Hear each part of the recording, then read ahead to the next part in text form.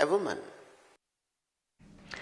राम मंदिर के उद्घाटन के बाद उत्तर प्रदेश में धार्मिक पर्यटन में बूम है और इसके अलावा दूसरे पर्यटन पर भी राज्य सरकार फोकस बढ़ा रही है। इसको लेकर हमने यूपी के पर्यटन मंत्री जयवीर सिंह से खास बातचीत की।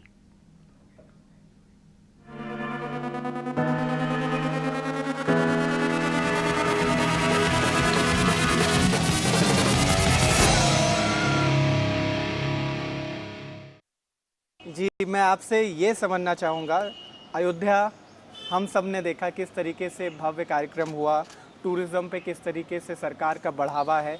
अब आगे जाकर सरकार की प्राथमिकता अगर हम उत्तर प्रदेश में बात करें और टूरिज़्म में बात करें तो किस तरीके से आप उसको आगे बढ़ाना चाहते हैं? देखिए, मैं समझता हूँ यदि यूपी को लेकर हम लोग बात करें तो धार्मिक टूरिज्म और आध्यात्मिक टूरिज्म को लेकर के उत्तर प्रदेश में असीम संभावनाओं का प्रदेश है जी। भगवान राम की जन्मस्थली, जैसा आपने देखा अयोध्या, राम जी अपने 500 वर्षों से अधिक के लंबे संघर्ष, त्याग, तपस्या और बलिदानों के बाद घर में विराजमान हो गए जी। देश और दुनिया का अपूर्व समर्थन, आस्था, श्रद्धा का भाव जी। अयोध्या की तरफ उमड़ पड़ा है।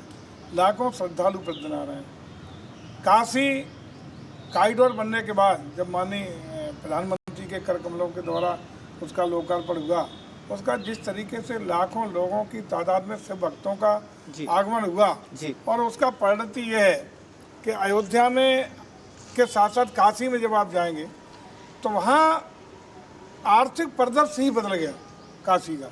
जी। जो जमीन 500 रुपये वर्ग फुट कभी हुआ करती थी कॉरिडोर से जस्ट पहले तक, आज 50,000 रुपये स्क्वायर फुट है।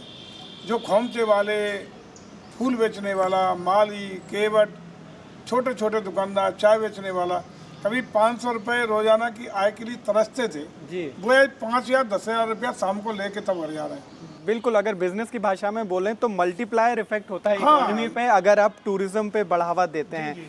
मैं आपसे ये समझना चाहूँगा कि आपने आगे भी काशी के बाद यदि आगे बात करें जी, अयोध्या, काशी, हमारा वृंदावन, मथुरा, चित्रकूट, रेमी सारण धाम, विंध्यवासिनी धाम, कुशीनगर, गौतम बुद्ध जी की धरती, बाबा गोरखनाथ की धरती, गोरखपुर, तमाम पूरा भरा पड़ा है। कर्मस्थली, भगवान की कर्मस्थली, राम जी की कर्मस्थली। तो रिलीजियस टूरिज्म पे फोकस बना रहेगा पूरा। अच्छा, अगर हम इसके अलावा बात करें तो किस तरीके से आप पार्टनरशिप कर रहे हैं? हम ये समझना चाहेंगे कि क्या प्राइवेट प्लेयर्स का भी इन्वॉल्वमेंट हो रहा है?